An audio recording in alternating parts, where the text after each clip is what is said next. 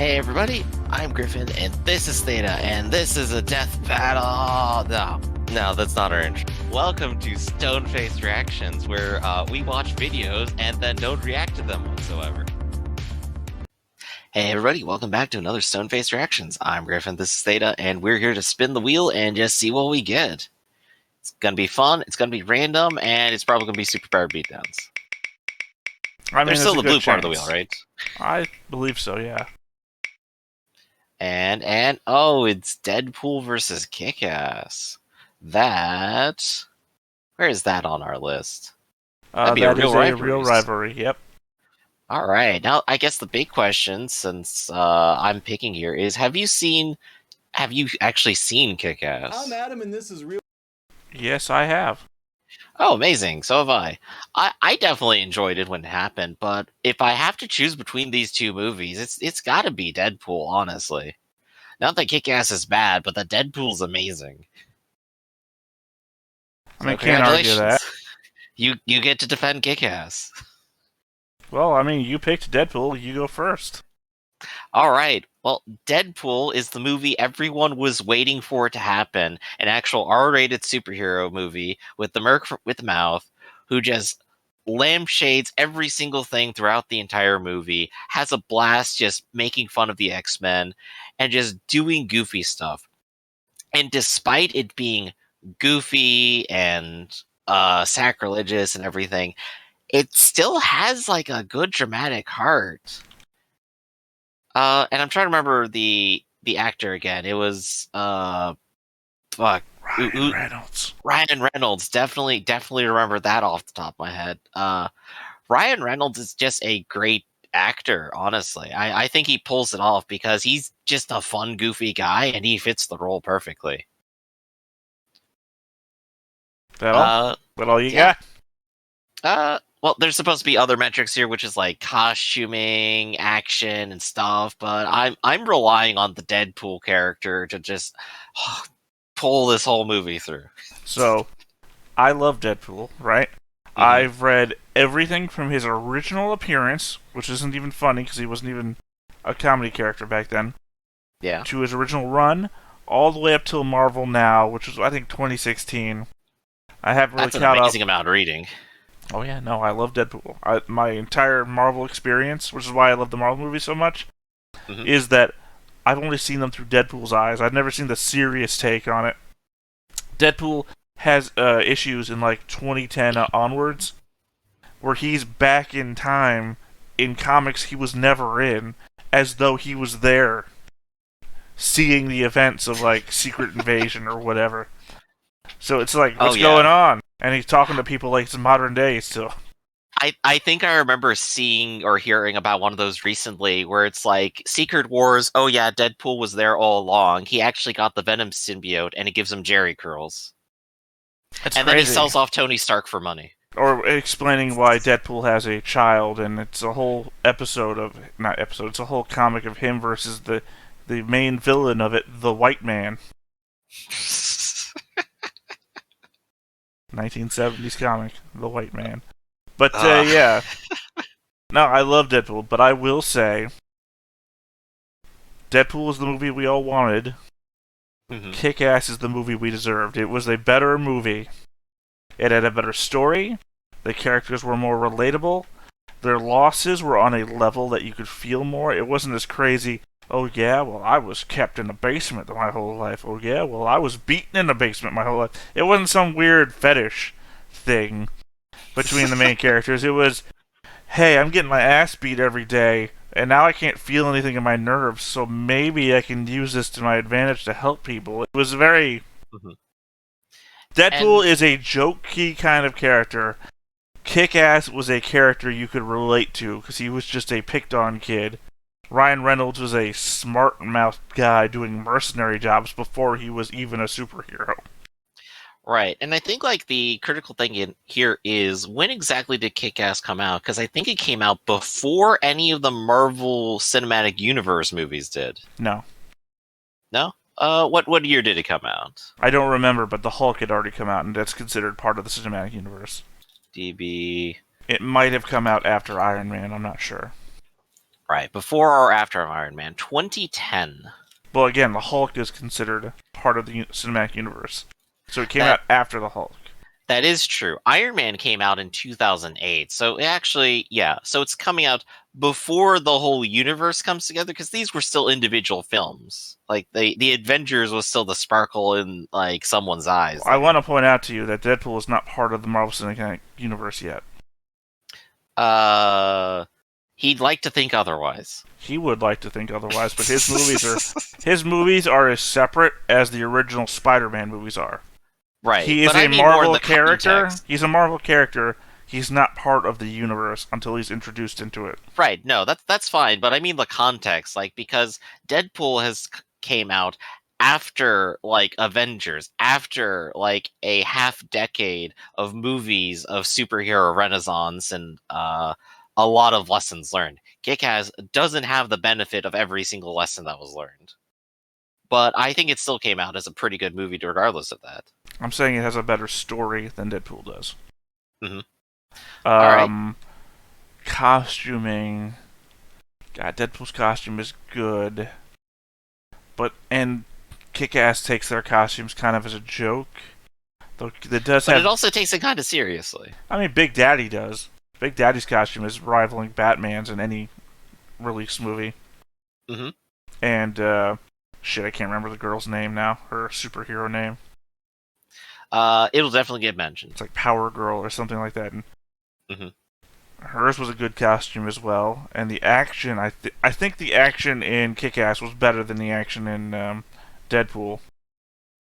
Because Deadpool I can only remember a few scenes, and other than that, it's just swingy swords, stab people. Right, it's a little more CGI beatdown over in that field, whereas for Kick-Ass, it is definitely a lot more just direct fighting. Also, the ending, shooting somebody with a rocket. I kicked your father out of the skyrise and shot him with a rocket.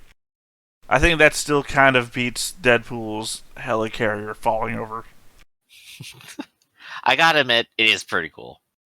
So, I mean, we both like both of these movies. Neither is bad, but the question today will be, well, which one wins? So let's find out. I'm Adam, and this is Reel Rivalries, the show where we put Adam. movies head-to-head and let you decide the winner. Oh, wait, we get to decide? Alright, I win. You've made that joke every time. I definitely have. Still gets old. This week's episode determines which R-rated film features the funniest, most lethal hero. The rounds up for grabs are characters, stories, Colossus. worlds, and action. The true hero. I'm a huge fan of both Deadpool and Kick-Ass, so this is going to be tough. Like a parent having to choose between their favorite vulgar, murderous little child. Let's start with the changed the categories, so I don't know. There are some actors out there who seem like they were born just to play one specific role. That was definitely the case for Ryan Reynolds. His turn as the merc with the mouth was a seamless transition. The cocky, fourth wall breaking smartass who never shuts up, who's done justice on the big screen. Yep, he fits perfectly. Blind Al, and Mr. Pool's so much that they gave him a second chance. No problems keeping up with his foul mouth. Deadpool even gets himself a protege of sorts with Dupinder, the lovable taxi driver. A couple of X-Men show up as well. Colossus, now much larger and 100% more animated than previous films, plays nicely off Deadpool's zaniness. I don't even remember him in other films. Negasonic Teenage Warhead. He briefly appeared in like X2. Much of it is spent texting, as the kids do. The villains are unfortunately of the generic variety. Ajax has super strength and a high pain tolerance. I remember if he appeared in First Class. I don't think he did. Disney had for America's sweetheart, Gina Carano. She played Angel Dust. Oh, it's a shame what happened to her. Appropriate name, seeing as that's what her career has become. Biggest crush on her for a long time, and then she turned into a weirdo. They make up for in testosterone. Aaron Taylor Johnson, much like Ajax, has a high tolerance for pain, thanks to being hit by a car immediately after getting beaten within an inch of his life. So if you're looking for an easy way to get some super abilities, kids, just walk on out in front of oncoming No. Hey, you might get easy guide. I'm not gonna. Yeah, I was about to say. Not again. Get hit by cars. Best plot convenience ever. Nicolas Cage and Chloe Grace Moretz are a dynamic duo here, providing plenty of great action moments and some solid parenting. Oh yeah, tips. the first scene was just both fantastic. Versions of Quicksilver are in this movie. Evan Peters has a small role as Dave's friend Todd. There's a whole motley crew of teenagers, with McLovin playing the part of Red Mist, the spoiled rich kid who just wants to make his terrible father proud. That father is Frank D'Amico, played by Mark Strong. Both movies have a great lineup of characters, but at the end of the day, it comes down to Deadpool and Hit Girl. And I refuse to pick one over the other. Hit Girl, not Power Girl. There you go, Believe now it we or know. not, Deadpool is at its core a love story. Wade Wilson says this multiple times during the run of the film. That's right, Wade is it's an totally ex-mercenary Valentine's who movie. roughs up scumbags for cash before settling in for the night at the local dive bar. It's at this beautiful establishment where he falls head over heels for a stripper, one he intends on marrying until he finds out he has stage 4 terminal cancer. Agent Smith eventually convinces him to take part in an experiment that will cure his ailments and bring out his true potential. Even though torture wasn't on the menu, Wade receives a buffet's worth of it. His body reveals a dormant mutant ability to repair itself, but unfortunately the damage done to his face can't be fixed. Which is a shame, because he was a striking man. His entire before the body is the same way his face Now is. his face looks like Zack Snyder's version of Steppenwolf. It's haunting stuff.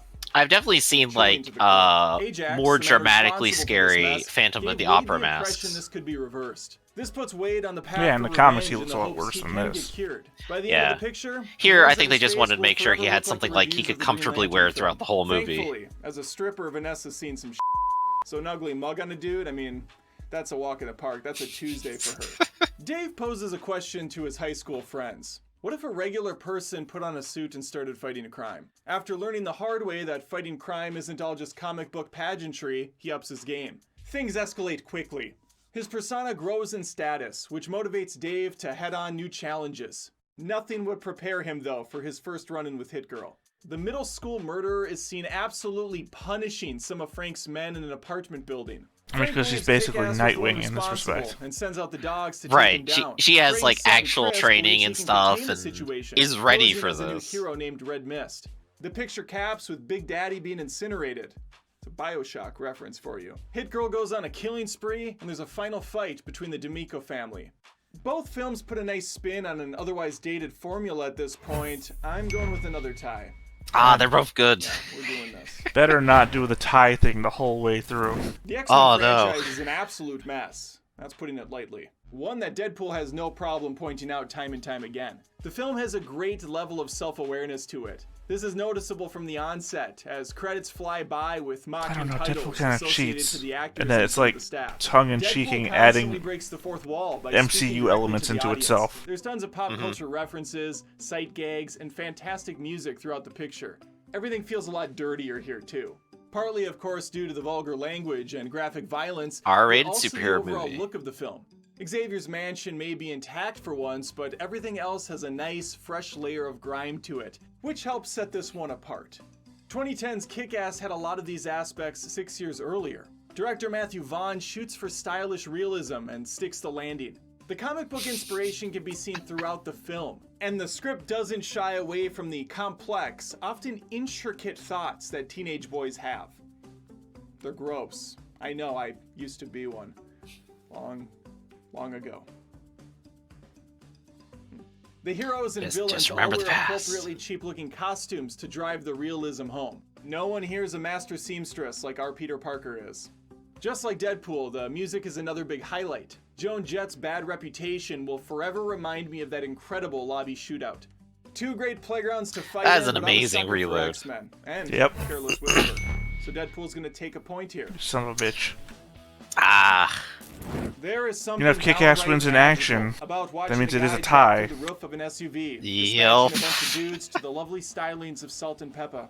It's lovely watching Deadpool have to line up a 3-for-1 shot because he wasted all his bullets, or to witness him cut off his own hand only to watch it slowly regrow later from a baby version.